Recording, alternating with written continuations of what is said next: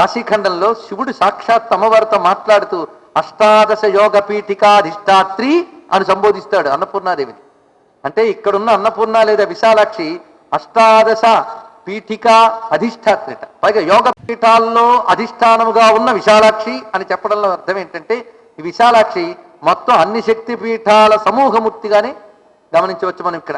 ఈ విశాలాక్షిదేవి యొక్క వృత్తాంతం చాలా విశేషం.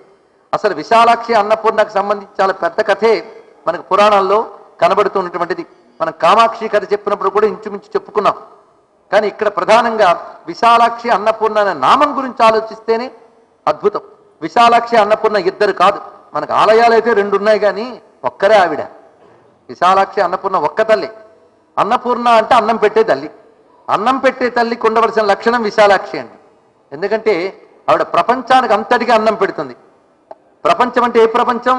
భూప్రపంచమేనా? సమస్త విశ్వప్రపంచం. అదే స్వాహాశివై స్వాహాశివై దేవతలను తృప్తిపరిచేటప్పుడు స్వాహాసి, పితృదేవతను తృప్తిపరిచేటప్పుడు స్వధ. అందుకే స్వాహాస్వధ రూపిణిగా దేవతల్ని పితృదేవతల్ని కూడా కనిపెట్టుకుని అన్నం పెడుతున్నది ఆ తల్లి. మానవులకి సస్యాదుల రూపంలో పెడుతున్నది. అలా సర్వజీవులకు అన్నప్రదాయిని. అన్నం అనగా ఐశ్వర్యం, ఐశ్వర్యాలు ఇస్తుంది. ఆ ఇచ్చేటప్పుడు ఏదో దయ పుట్టి ఇచ్చేయట్లేదండి. దయతో పాటు ఉండవలసింది ఏంటంటే గమనింపు. పిల్లాడి మీద దయ పెట్టిందని తల్లి మొత్తం అన్నం కుక్కి పెడుతుందా? వాడికి ఎంత అవసరం అంత పెడుతుంది. ఇవాళ డబ్బా నిండా బియ్యం ఉన్నదని మొత్తం వండి పెట్టేస్తుందండి. డబ్బా నిండా బియ్యం పెట్టినా రోజు కొలత చూసుకుని వాడికి ఎంత అవసరమో అంత పెడుతూ ఉంటుంది. అలాగే ప్రపంచంలో వారి వారి కర్మల్ని అనుసరించి ఎవడికి ఎప్పుడు ఎక్కడ ఎలా ఎంత మేరకు ఇవ్వాలనేది తెలుసుకుని ఇస్తుంది. తెలుసుకోవడం అంటే గమనించుకోవడం అని. మరి విశాల విశ్వంలో అందరినీ గమనించుకోవాలంటే కనిపెట్టుకునే కన్ను చిన్నగా ఉంటే సరిపోదు, విశాలాక్షిగా ఉండాలి. అందుకే విశాల విశ్వాన్ని విశాలమైన నేత్రాలతో పరిశీలిస్తుంది ఆ తల్లి. ప్రపంచాన్నంతటినీ చూస్తోందిట. అంటే అమ్మ చూపుకి అవధి లేదు, ఇది తెలుసుకోవాలి. మన చూపులకు అవధి ఉన్నది. దేశ పరిమితి, కాల పరిమితి 2 ఉన్నాయి. మనం ఇవాళ ఇక్కడ ఉన్నామంటే ఈ కనిపించినంత మేరే చూడగలం, దానికి పైన ముందు చూడలేం.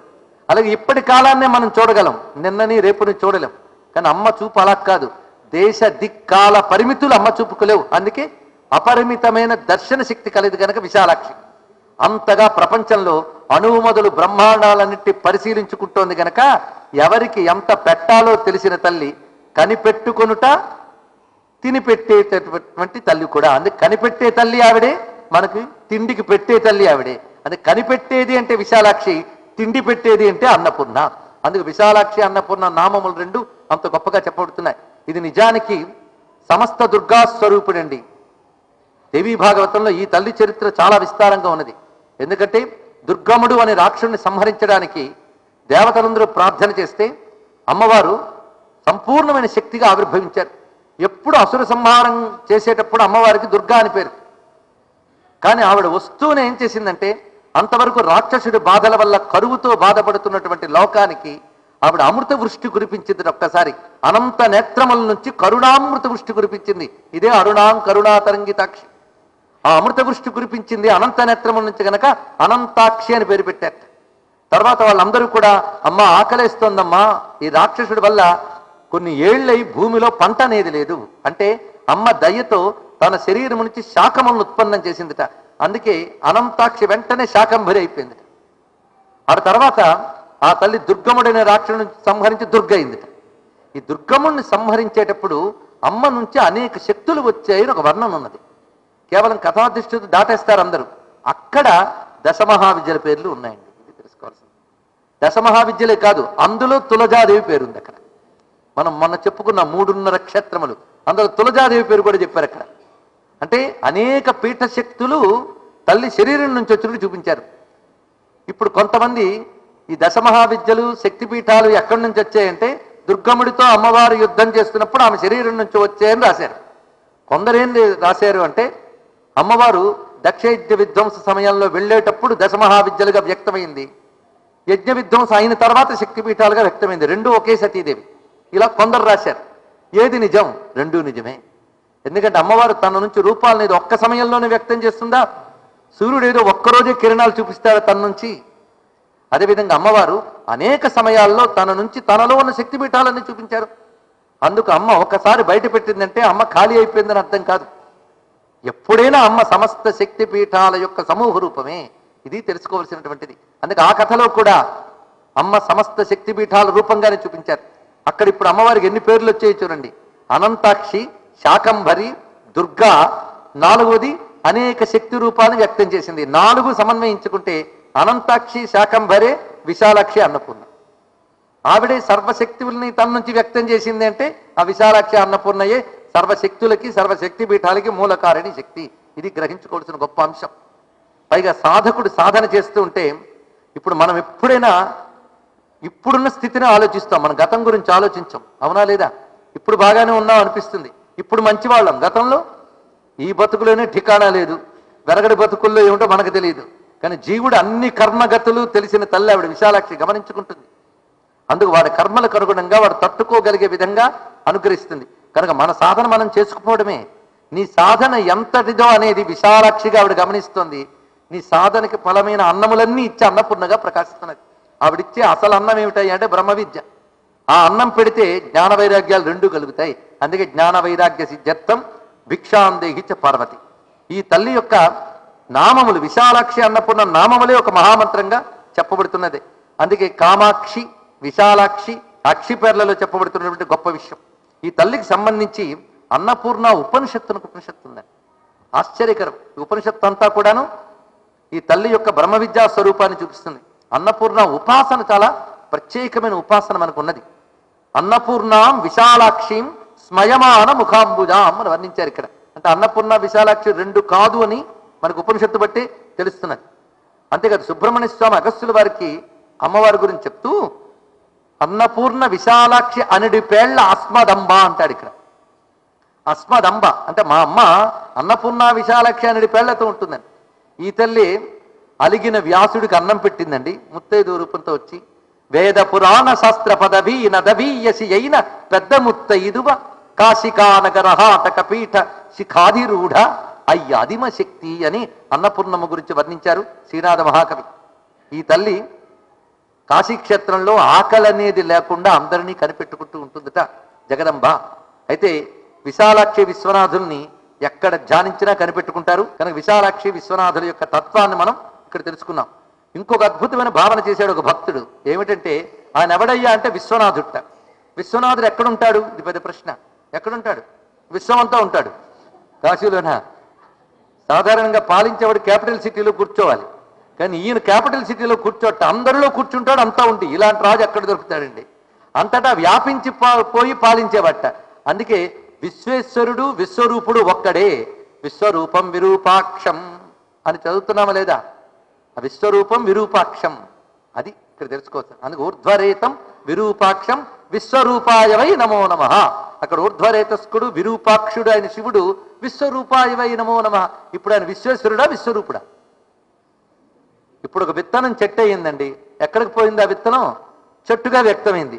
కనుక మూలమైన విశ్వేశ్వరుడే విశ్వమంతా వ్యాపించున్నాడు. మరి ఎంతున్నాడు ఆ విశ్వేశ్వరుడు? విశ్వమంతా ఆయనే. మరి అంత తన భర్త అంత అయినప్పుడు ఆయన చూడాలంటే ఆవిడ కళ్ళు కూడా అంత చేసిందిటండి. కనుక తన స్వామిని చూడడానికి అంతంత కళ్ళు వేసుకు చూసింది కనుక ఆవిడ పేరు విశాలాక్షిట. ఎంత బాగున్నదో. అందుకు విశాలాక్షి అన్నపూర్ణం. ఈ తల్లి గురించి మనం అనేక రకాల భావనలు చేస్తున్నాం. ఈ తల్లిని ఎలా భావించాలో మంత్రం వర్ణిస్తోంది. ఇక్కడ నేను వర్ణిస్తున్నాను మీరు అనుకోవద్దు దయచేసి. మనందరం కలిసి ధ్యానిస్తున్నాం అనుకున్నా. అక్కడ ధ్యాయే దేవీం విశాలాక్షిం తప్త జాంబూనద ప్రభాం అంటే కరగబెడుతున్న బంగారంలా మెరిసిపోతుంది ఈ తల్లి. ద్విభుజాం అంబికాం చండీం ఖడ్గ కర్పరధారిణి. కత్తి డాలు పట్టుకుని 2 చేతులతో ఉంది ఈ తల్లి. నానాలంకార శుభగాం అనేక అలంకారములుతున్నది. రక్తాంబర ధరాం శుభాం ఎర్రని వస్త్రం ధరించున్నది. సదా షోడశవర్షీయాం ప్రసన్నాస్యాం త్రిలోచనాం 3 కళ్ళతో 16 ఏళ్ల ప్రాయంట.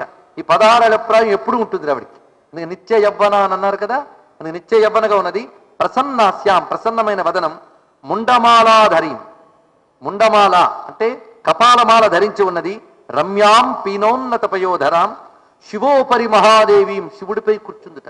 ఇంచుమించు మహాకాళీ లక్షణము శ్రీ త్రిపుర సుందరి లక్షణము 2 కనబడుతున్నాయి. శివుడిపై కూర్చోవడం శివుడిపై నించోవడం అంటే నిన్ననే చెప్పుకున్నాం మనం. ఇది స్వారీ చేయడం కాదు, వాళ్ళ మీద అధికారం చూపించడం కాదయ్యా, శివుని అధిష్ఠించిన శక్తి అని చెప్పడం. ఇది ఎలాంటిది అంటే వెలుగు జ్యోతిలో కూర్చున్నట్టు, ఇంకా చెప్పాలి అంటే అంత వెలుగు జ్యోతిని అధిష్ఠించినట్టుగా అంత శక్తి శివుడిని అధిష్ఠించింది. అందుకే శివోపరి మహాదేవిం జటాముకుట మండిత, మధుగుటి చూడండి, జటాముకుటం ధరించి ఉన్నది, ప్రసన్నంగా ఉన్న జటాముకుటం ఎక్కడొచ్చినా జ్ఞాన రూపం అని అర్థం. అందుకే వీళ్ళలో ఒకవైపు కాళీతత్వము, ఒకవైపు జ్ఞానతత్వము అన్నీ, ఇంకోవైపు కామాక్షి తత్వము. ముండమాలాధారిణి అంటే కాళీతత్వం, శివుడిపై కూర్చున్నది అంటే త్రిపుర సుందరి తత్వం. మరొక వైపు ఆ తల్లి జటాముకుటధారిణి అన్నప్పుడు జ్ఞానస్వరూపంగా చూపిస్తున్నారు. శత్రుక్షయకరీం దేవీం, విశాలాక్షిదేవి శత్రునాశిని, ఎందుకంటే దుర్గమాసుర సంహారం చేసింది ఆవిడ అనంతాక్షిగా వచ్చి. సాధకాభిష్టదాయికాం, ఈవిడే సాధకుల అభిష్టాన్ని ఇస్తుంది. ఇప్పుడు ఆవిడ రూపం మారుతుంది, మళ్ళీ అన్నపూర్ణ అయిందిగా. ఆవిడ యుద్ధానికి వెళ్ళినప్పుడు కత్తిడాలు పట్టుకుందండి, అన్నం పెట్టేటప్పుడు అన్నం పాత్ర గరిట పట్టుకుంది, అంతే, వస్తువు మారింది ఆవిడే. అందుకే శత్రుక్షయికరిగా విశాలాక్షిగా ఉంది, దుర్గమాసుర సంహారం చేసింది కనుక. అందరికి అన్నం పెట్టి శాకంబరిగా ఉన్నప్పుడు పాయసాన్న పూరిత మాణిక్య పాత్ర హేమదర్భి విధృతకరే అని వర్ణించారు ముత్తుస్వామి దీక్షితుల వారు. అన్నపూర్ణే విశాలాక్షి అఖిల భువన సాక్షి సర్వ సౌభాగ్య జననీం, ఈ మాటలోని సౌభాగ్య విద్యాది దేవత అది చూపిస్తున్నారు ఇక్కడ. సర్వ సౌభాగ్య జనని మహాసంపత్ప్రదాం స్మరేత్, ఇవిడికి మరొక లక్షణం మహాసంపత్ప్రద. సంపదలంటేనే అన్నములు, మన అనేక మార్లు చెప్పుకున్నాం. అన్నమనగా ఐశ్వర్యము. వాజేభిర్వాజినీవతి, ఐశ్వర్యాలతో ఆవిడ పోషిస్తోంది మనల్ని అందరినీ. మనల్ని పోషించే ఐశ్వర్యములు అన్నములు.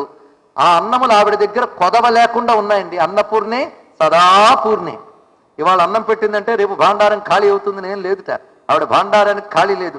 లేకపోతే ఈ విశ్వకోశం ఆవిడ భాండారం కాదా? ఎప్పటికప్పుడు మనం ఎంత తింటున్నా ఈ భూరూపమైన భాండారం ఎంత ఉత్పన్నం చేస్తుందండి. అందుకే వసుంధర, సంపదలన్నీ ధరించున్నది. అందుకే అన్నపూర్ణ అయినటువంటి తల్లి సదాపూర్ణే, అఖండములైన ఐశ్వర్యములను ప్రదానం చేస్తోంది కనుక మహాసంపత్ ప్రదాం.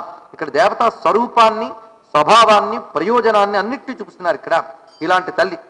అయితే శివుడు చెప్తున్నాడు, నాకు విశాలాక్షిని ఎవరైతే ఆశ్రయిస్తారో వాళ్ళు విశ్రాంతిని పొందుతారన్నాడు. చాలా గొప్ప మాట అండి. విశ్రాంతి అంటే ఏమిటో కాదు, అంతర్యామి అలసితి సొలసితి ఇంతట నీ శరణిది జొచ్చితి అన్నాడు ఎవరు? హనుమాచార్యులు వారు. మనం ఎప్పుడైనా అన్నామా? మనం ఇంతవరకు అలసిపోలేదు, ఇంకా ఆడడానికి రెడీగా ఉన్నాం కనుకనే మళ్ళీ కొత్త తొడుగులు తొడిగి మళ్ళీ పంపిస్తున్నాడు ఆడుకోవడానికి ప్లే గ్రౌండ్లోకి. ఇంకా చాలయ్యా ఈ ఆట అంటే ఆయన ఒళ్ళోకి తీసుకుని ఎప్పుడో విశ్రాంతి ఇచ్చేవట. విశ్రాంతి అంటే మోక్షమే విశ్రాంతి, ఇది తెలుసుకోవాల్సింది. జనన మరణ రూపమైన ఈ సంసార ప్రవాహంతో అలిసిపోయానని ఎప్పుడైనా అనిపిస్తే అటువంటి వాడు మాత్రమే మోక్షాన్ని అడుగుతాడండి. అడిగిన వాళ్ళందరికీ మోక్షం ఇవ్వడానికి ఎవరికి అర్హత ఉంటుంది, ఎవరికి శక్తి ఉంటుంది? పరమాత్మకే, ఆయనే ఇవ్వగలడు. అందుకే ఇక్కడ చెప్తున్నాడు, విశాలాక్ష్యా మహాసౌధే మమ విశ్రామ భూమిక. ఇది కాశీక్షేత్ర మహాత్మ్యం చెప్తూ శివుడు చెప్తున్నాడు, నేను విశ్వపాలన చేస్తూ ఎప్పుడైనా రిలాక్స్ అవ్వాలనుకుంటే విశాలాక్షి భవనానికి వెళ్తానని చెప్పాడు. ఇక్కడ తిండి తినాలంటే అన్నపూర్ణ భవనానికి, విశ్రాంతి తీసుకోవాలని విశాలాక్షి భవనానికి. మళ్ళీ ఇద్దరు కారండి ఒకటే చెప్పాలి. ఆవిడే వంటగదిలో వడ్డించేటప్పుడు అన్నపూర్ణ, అదే తెలుసుకోవాల్సింది. అదే నా విశ్రామ భూమిక. అందుకే తత్ర సంస్కృతి ఖిన్నానాం విశ్రామం శ్రాణయామ్యహం, గొప్ప మాట చెప్పాడు. అందుకే ఎవరైతే విశాలాక్షీదేవి మందిరం దగ్గరకు వచ్చి నన్ను అమ్మవారిని ప్రార్థన చేస్తారో ఇద్దరిని, వారికి సంస్కృతి ఖిన్నానాం, గొప్ప మాట చేశాడు. సంస్కృతి అంటే సంసారం, సంస్కృతి ఖిన్నానాం అంటే సంసారంలో అలిసిపోయిన వారికి నేను విశ్రామం శ్రాణయామ్యహం, వాళ్ళ అలసట తెచ్చి శాంతినిస్తాను. ఆ శాంతే మోక్షం అనేది, అది ఇస్తానని మాట చెప్పాడు. అందుకే విశాలాక్షిని ఆశ్రయిస్తే జ్ఞానం ఇస్తుందా తల్లి? ఆ జ్ఞానమే శాంతినిస్తుంది. ఇది తెలుసుకోవాల్సింది. అసలు విశాలాక్షి అనే మాటలో మరొక అర్థాన్ని ఇప్పుడు గమనించుకోవాలి. అక్షి అంటే దృష్టే కదా. మన దృష్టి ఎప్పుడు సంకుచిత దృష్టి, అవునా లేదా అండి? ఎంత చెప్పండి, నేను అనగానే మనం ఒక్క శరీర పరిమితిలోనూ ఆలోచిస్తాం, అంతకుమించి ఆలోచిస్తామా? ఇప్పుడు గట్టిగా ఆలోచించబట్టి నిద్రపోతాం, అసలు పొద్దుటించి నిద్ర లేదు. అయినా జాగరణ దెబ్బతినేస్తుందో జాగ్రత్త, అందుకు కంటి మీద రెప్పపడకుండా వినాల్సిందే. ఎందుకంటే కాశీ తత్వక్షేత్రం, పిలక పెట్టి మరి కూర్చోపెట్టి నీకు తత్వభిక్ష పెట్టే వరకు అక్కడ ఉంచుతుంది, నువ్వు పారిపోరావాల్సింది. ఇక్కడ కాశీ తత్వక్షేత్రం, అది భోగక్షేత్రం కాదు. ఒక్కొక్క క్షేత్రానికి ఒక్కొక్క లక్షణం ఉంటుంది. అందుకే కాశీలో భోగాలు వెతకరు, కాశీలో యోగాలు వెతకాలి. అది యోగక్షేత్రం, అది తత్వక్షేత్రం. జ్ఞాన భిక్ష పెడుతుంది అక్కడ తల్లి. అందుకే ఆవిడ పెట్టే భిక్ష జ్ఞానం. నీకు జ్ఞానభిక్ష పెట్టాలంటే ముందు విశాలాక్షి నీకు విశాలాక్షిని ఇవ్వాలట. ఇది చూడండి ఇక్కడ. ఎందుకంటే మనకు విశాలాక్షి లేదు, సంకుచితాక్షి ఉంది. ఎంత చెప్పండి నేను అనే భావనని మనం ఈ 5-6 అడుగుల శరీర పరిమితే చేస్తాం, దానితోనే చూస్తాం. అయితే దేహం లేకపోతే మనస్సు, లేకపోతే ప్రాణం, లేకపోతే బుద్ధి. దేహం ప్రాణమపీంద్రియాణ్యపి చలాం బుద్ధించ శూన్యం విదుహు చెప్పారుగా శంకర భగవత్పాల్ వారు. అందుకు మన దృష్టి చాలా సంకుచితం. ఆ నేను అనబడే శరీర పరిమితితోనే అఖండ చైతన్యాన్ని దానికే పరిమితి చేస్తున్నాం. విశ్వాన్ని కూడా ఈ కోణంలోనే పరిశీలిస్తుంటాం. నా దేహ జ్ఞానం ఏదో అదే విశ్వం అనుకుంటాం. దేహాతీతమైనటువంటి ఈశ్వర జ్ఞానం తెలుసుకోం. అందుకే నీకున్న ఈ సంకుచితమైనటువంటి అజ్ఞానాన్ని తొలగించి విశాలమైన బ్రహ్మజ్ఞానాన్ని, సత్యం జ్ఞానం అనంతం బ్రహ్మ. అనంతం అంటే విశాలమేగా, అనంతం ఎవరు? బ్రహ్మ. కనుక అనంతం అంటే విశాలం. అనంత బ్రహ్మ జ్ఞానమే విశాలాక్షి. విశాలాక్షి అనగా బ్రహ్మజ్ఞాన స్వరూపిణి. ఇది తెలిసింది కదా. మరి బ్రహ్మజ్ఞాన స్వరూపిణి దగ్గరికి వెళ్ళి తిండి పెట్టమంటే ఏం పెడుతుందండి? అందుకే తిండి పెట్టేటప్పుడే కొంచెం వివేకంతో అడగమన్నాడు. అన్నపూర్ణే సదాపూర్ణే శంకర ప్రాణవల్లభే. అది ఎప్పుడైనా ఈ శ్లోకం చదివినప్పుడు ఇది కావాలనిపించింది ఎవరికైనా? బుద్ధి విశాలమవుతున్న కొద్దీ వైరాగ్యం పెరుగుతుందండి. ఇది తెలుసుకోవాలి ఇక్కడ. మన బుద్ధి సంకుచితం అవుతున్న కొద్దీ అనురాగము బంధము పెరిగిపోతాయి, రాగద్వేషాలు పెరుగుతాయి. బుద్ధి విశాలమవుతున్న కొద్దీ వైరాగ్యం కలుగుతుంది. అందుకే జ్ఞాన వైరాగ్య సిద్ధ్యర్థం భిక్షాన్ దేహి చ పార్వతి. ఎప్పుడైతే ఆ విశాలాక్షి వల్ల నీకు జ్ఞానం లభించిందో, అంటే జ్ఞాన దృష్టి లభించిందో, ఆ జ్ఞానానుభవం అన్నపూర్ణమ్మగా విడిస్తుంది. అప్పుడు నీకు ఆ పరమేశ్వరుడు గోచరమవుతాడు, విశ్వనాథుడు కనిపిస్తాడు. అందుకే విశాలాక్షిని ఆశ్రయిస్తేనే విశ్వనాథుడు కారుణ్యమున ఆయన డిక్లేర్ చేశాడు. ఇంకేం చెప్తాం? అందుకే ఆ విశాలాక్షి దేవి యొక్క వైశిష్ట్యాన్ని ఇలా చూపిస్తున్నాడు. లేకపోతే కాశీ మీద అలిగిన వ్యాసుడిపై విశ్వనాథుడు కోపం రావాలి. మధ్యలో ఈ తల్లు అడ్డుపెట్టి అన్నం పెట్టి పంపించేసింది, కాపాడింది వ్యాసుడిని. అవునా లేదా? ఇది ఆ తల్లి యొక్క కారుణ్యం. ఇలా మన అమ్మవారి యొక్క విషయం గమనించుతూ ఈ విశాలాక్షికి సంబంధించి మరొక విశేషం ఏంటంటే, సరిగ్గా కాశీలో మన స్నాన ఘట్టాల దగ్గర నుంచి వెళుతుంటే లలితా ఘాట్ అని కనబడుతుంది. ఈ లలితా ఘాటు, చౌషష్ఠి ఘాటు ఇవన్నీ కూడా శాక్తేయ భూమికండి. కాశీని కోణంతో చూస్తే చాలా ఆశ్చర్యం. అందులో ఒక్కొక్క చోట ఒక్కొక్క రకమైన శక్తి భూమికలు కనిపిస్తాయి మనకి. అక్కడే చౌషష్ఠి ఘాట్లో మీకు చతుష్ఠి యోగిని దేవి ఉంది. కాళీతారా దేవాలయాలు కూడా మీకు కనిపిస్తాయి కాశీలో, పరిశీలించండి. అది కూడా కామాక్ష వలనే దశమహావిద్యలకి చోటు కాశీ. అందుకే 2 కకారాలు గొప్పవే, కామాక్ష కాశీ. ఇంకో కకారం ఉంది కాంచి, దక్షిణాపదం. 3 కకారాలకి ఒక స్థానం ఉంది. ఇక్కడ విశేషం ఏంటంటే ఈ లలితా ఘాట్ తర్వాత మీర్ ఘాట్ అని మరొకటి వస్తుంది మనకి. ఆ లలితా ఘాట్కి మీర్ ఘాట్కి మధ్యలో ఉన్న గంగకి విశాల గంగా అని పేరు. మన దృష్టిలో గంగంతా ఒకటే, కానీ కేదార్ ఘాట్ దగ్గర ఉన్నటువంటి గంగకి అమృత మణికర్ణిక అని పేరు. అలాగే మణికర్ణిక ఘాట్ దగ్గర ఉన్న గంగకి మణికర్ణిక అని పేరు. ఒక్కొక్క ఘాట్ దగ్గర గంగకు ఒక్కొక్క పేరు. ఇవి మనం పెట్టుకున్న పేర్లు కావు, శాస్త్రంలో ఉన్నాయి. అలాగా ఇక్కడ లలితా ఘాట్ నుంచి మీర్ ఘాట్ వరకు ఉన్న గంగకి విశాల గంగా అని పేరు. సరిగ్గా ఈ ఘాటు మెట్లకు పైన ఉంటుంది విశాలాక్షి మందిరం. సరిగ్గా ఆ భూమికంతా విశాలాక్షి దేవికి సంబంధించిన శక్తులు ఉంటాయండి. అందుకు ఆ చోట కూర్చొని అమ్మ విద్యను ఉపాసన చేయాలి. ఇది తెలుసుకోవాలి. అంతేగాని అక్కడికి వెళ్ళి గుండీలో వేశామా, గుడి పెద్దది అనుకున్నాం కానీ చాలా చిన్నదండి. ఇరువుగా అక్కడ చేయాల్సినవి. అక్కడ సూక్ష్మమైన మందిరం కనబడాలంటే సాధన చేయాలి. ఇది విశాలాక్షి దేవి యొక్క విశేషం. అందుకే వారాణస్యాం విశాలాక్షి చిట్ట చివరి 18వ పీఠం. కశ్మీరేతు సరస్వతి. కశ్మీరే, దీని కాశ్మీరం అని లోక వ్యవహారం అంటే తప్పేం లేదు. అసలు పేరు కశ్మీరం. అక్కడెవరు? సరస్వతి. ఇవిడికే శారదాదేవి. అందుకే నమస్తే శారదాదేవి కశ్మీర పురవాసిని త్వామహం ప్రార్థయే నిత్యం విద్యాదానంచ దేహిమే.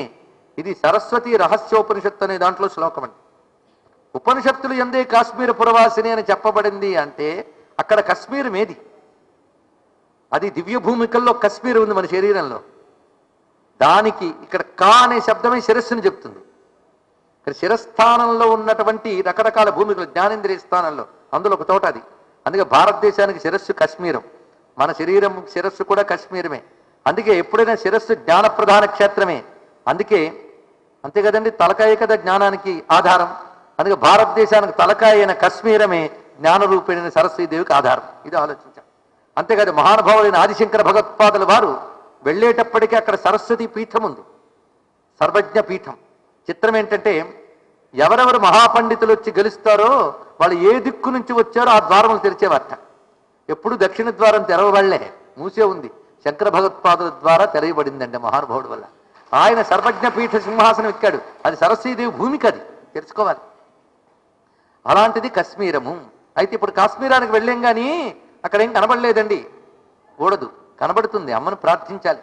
ఆ భూముల్లో తప్పకుండా తల్లుంది. అయితే కశ్మీరం అనగానే జమ్మూ కాశ్మీర్ మొత్తం తీసుకోవాలి. ఇక్కడ ఎన్నెన్ని శక్తిపీఠాలు ఉన్నాయో అన్ని శాస్త్రముల్లో వర్ణించారు. ఇవన్నీ శారదా పీఠానికి ఉపపీఠాలు. ఒక్కొక్క పీఠానికి ఉపపీఠాలు ఉంటాయి. అదొకటి తెలుసుకోవాలి. తత్సమీపంలో ఉన్న శక్తి ఆలయాలు ప్రధాన పీఠానికి ఉపపీఠాలుగా చెప్పబడుతుంది. ఉదాహరణకి విశాలాక్షిదేవికి సమీపంలో వారణాసి, అక్కడ కొంత దూరంలో ఉత్తర సారనాథ్, దక్షిణ సారనాథ్, ఈ రెండు ఉపశక్తి పీఠాలండి. ఉపశక్తి పీఠాలు అవి చాలా మందికి తెలియదు. విశాలాక్షి ప్రధాన పీఠం, ఇవి ఉపశక్తి పీఠాలు. వారణాసి కూడా విశాలాక్షిదేవి యొక్క వక్షస్థలము నుంచి ప్రవహించిన స్తన్యధారలు అని అంటారు అక్కడ వారణాసిని. ఒక రమ్యమైన భావం ఇవన్నీ కూడా. అందుకే అన్నపూర్ణమ్మ అన్నప్పుడు మాతృమూర్తి యొక్క మనకిచ్చే అన్నమంతా వక్షస్థలం నుంచి స్రవిస్తున్న అమృతమేగా. అందుకే అన్నపూర్ణ క్షేత్ర మండలంలో ఈ సంకేతాలు ఒక్కొక్కటి ఆశ్చర్యం కలుగుతాయి. అలాగే ఇక్కడ కూడా కశ్మీరం అనగానే ఆ ప్రాంతంలో ఉన్న జమ్మూ కాశ్మీర్లో ఉన్నటువంటి శక్తిపీఠాలన్నీ మనం పరిగణనలోకి తీసుకోవాలి. అందులోనే మనకి వైష్ణవీదేవి ఉంది కదా. అసలు దీనికి మరొక పేరున్నది కాశ్మీరానికి, శైవీ ముఖమిహోచ్యతే అని తంత్రశాస్త్రంలోని వాక్యం ఇప్పుడు చెప్పినటువంటిది. ఇంత విశేషమైన ఇది రుద్రయామల తంత్రంలోని వాక్యం ఇప్పుడు చెప్పింది. శైవీ ముఖము అని పేరుట కాశ్మీరానికి. చూడండి ఎంత గొప్ప మాట. అంటే శైవీ ముఖం అంటే శివజ్ఞానానికి ముఖం. అందుకే కాశ్మీర శైవ సిద్ధాంతం మనకు అద్భుతమైన శైవ సిద్ధాంతం ఉన్నదండి. దానిలో అనేక మంది యోగులు ఉన్నారు. ఇప్పటికి కూడా కొంతమంది పాశ్చాత్యులు కాశ్మీర శైవ సిద్ధాంతానికి ప్రభావితులయ్యారు. ఇందులో శివజ్ఞానం అంతా కేవలం జ్ఞాన విషయమే. ఇందులో కర్మాంగం ఉండదు, కేవలం జ్ఞానము విచారణ. దీని ప్రత్యభిజ్ఞా సిద్ధాంతము, స్పంద శాస్త్రము ఇలాంటి పేర్లతో ఉన్నది. ఎంత చెప్పుకోవడం ఏంటంటే అంత చరిత్ర జ్ఞానము కలిగిన కాశ్మీరం 100కి 100 పాళ్ళు అనాదిగా భారతదేశానికి. ఇప్పుడు మనది అవునా కాదా అనే పరిస్థితుల్లో మనం ఉన్నాం. కాశ్మీరం నిజానికి మన తల, మన శరీరంలో తల తీసేస్తే ఎంత బాధపడాలో కాశ్మీరం లేని భారతదేశం ఊహిస్తే అంత బాధపడాలండి. కానీ తల విలువ తెలియని తలలేని వాళ్ళు నాయకులుగా రావడం వల్ల మనకు తలనొప్పి వచ్చి పడింది. ఇప్పుడు నిజంగా తలనొప్పి ఉందా లేదా భారతదేశానికి? నిరంతర హెడ్ఏక్ అని చెప్పి హెడ్ తీసేడుగా హెడ్ని బాగు చేసుకోవాలి మనం. ఇక్కడ ఏం లేదు, పాలకుల బుద్ధిలో మార్పులు వస్తే, వీళ్ళ పాప చింతన పోతే, భారతీయత తిరిగి మేల్కొంటే కాశ్మీర్ నుంచి కన్యాకుమారి వరకు అమ్మవారే వర్తిస్తారు ఇక్కడ. ఇప్పుడు ఇక్కడ ప్రార్థన చేద్దాం. ఈ మహాశివరాత్రి నాడు శివుడు ఏది కోరితే అది ఇవ్వడానికి సిద్ధంగా ఉంటాడు. అందులో విశాలాక్షమ్మల దగ్గర పెట్టు అడిగితే ఇచ్చి తీరుతాడే. ఇవాళ అడుగుదాం మనం, అమ్మా కాశ్మీర్ నుంచి కన్యాకుమారి అంతా కూడా నీ పీఠమే. అందుకు భారతదేశం అంతా సనాతన హైందవ శక్తి పీఠములు. ఈ శక్తి పీఠములు భారతదేశం సంపూర్ణ క్షేమంగా సనాతన హైందవ ధర్మంతో వర్ధిల్లాలి అని ప్రార్థన చేసుకుందాం. ఈ కీలక తరుణంలో మన అమ్మవారిని అదే ఏం చేయాలో పాలుపోని పరిస్థితుల్లో మనం ఉన్నాం. నేతల అవినీతి ప్రజలకు కూడా అలవాటు చేశాక అవినీతి పరులైన ప్రజలు అవినీతి నేతల్ని ఎంచుకుంటారన్న నమ్మకం నేతలకు ఏర్పడిపోయిన పరిస్థితుల్లో మనం ఉన్నాం కనుక, అమ్మా మా బుద్ధులు ఎలాగో నీతి తప్పే, ఇప్పుడు నువ్వు కలగజేసుకుని మా బుద్ధుల్ని బాగు చేయమ్మా, మా భారతదేశాన్ని బాగు చేయని అడగాలండి ఇప్పుడు అమ్మవారిని. అందుకే శక్తిపీఠ రహస్యాల ప్రవచన యజ్ఞానికి పూర్ణాహుతి సమయంలో అమ్మవారిని మనం అడుగుతున్నది నా భారతదేశ హైందవ ధర్మాన్ని, హైందవ ధర్మంతో పచ్చగా ఉండే భారతదేశాన్ని కాపాడమని అడగాలి మనకి. ఇప్పుడు కాశ్మీరం అనగానే అమ్మవారి పీఠం అని కనిపిస్తూనే ఉన్నది. మరి కన్యాకుమారిట ఆఖరిది. కన్యాకుమారి ఏదండి? శక్తిపీఠం. సుచీంద్రం శక్తిపీఠం. సుచీంద్రం దగ్గర అమ్మవారి కన్యా. అక్కడ పరమేశ్వరుని కోసం తపస్సు చేసింది ఆ తల్లి. చిదగ్గిన కుండల్లోంచి ఉద్భవించిన తల్లి తపస్సు చేసింది. అంటే కామాక్షిదేవి తపోభూమి అది. ఇక్కడ అక్కడ తపస్వరూపిణి. అందుకే ఆవిడ జప్పాలు పట్టు కూర్చుంటుందండి. ఆవిడ కన్యాకుమారి. కన్యా అన్నాక మన కుమారి ఏంటండి? అగ్నిప్పులాగా. కుమారి అంటే కుత్సితాన్ మారయతీతి కుమారి. అంతేగాని బాల అని మాత్రమే ఇక్కడ అర్థం కాదు. కుత్సితాన్ మారయతీతి కుమారి. కుత్సితుల్ని సంహరిస్తుందట. అసుర సంహారం చేసే తల్లి కుమారి. అది కౌమారి శక్తి. ఆవిడ కన్యాకుమారి. పరమేశ్వరుడికి తపస్సు చేస్తుంటుందంటే తపస్వరూపిణి ఈవిడ. తామగ్నివర్ణాం తపసాజ్వలంతి. ఆ రూపంతో ప్రకాశిస్తున్నటువంటి తల్లి ఈవిడ దృష్టి పరమేశ్వరుని యందే నిలిపి ఉంచుంటుంది ఎప్పుడు కూడా. అన్న కన్యాకుమారి ఈ పేరు ఎవడైనా మార్చగలడండి? అది ఇప్పుడు భారతదేశంలో కొన్ని పేర్లు ఆలోచించండి మీరు. త్రిపుర గొప్ప శక్తిపీఠం అండి, త్రిపుర సుందరీదేవి పీఠం అది, చాలా మందికి తెలియదు, అది వెతికితే కనిపిస్తుంది. అరుణాచల్ ప్రదేశ్ అంటాం, అక్కడ అరుణ అనబడే అమ్మవారి యొక్క చోటు అది. చండీఘర్, ఎవరి ఘర్?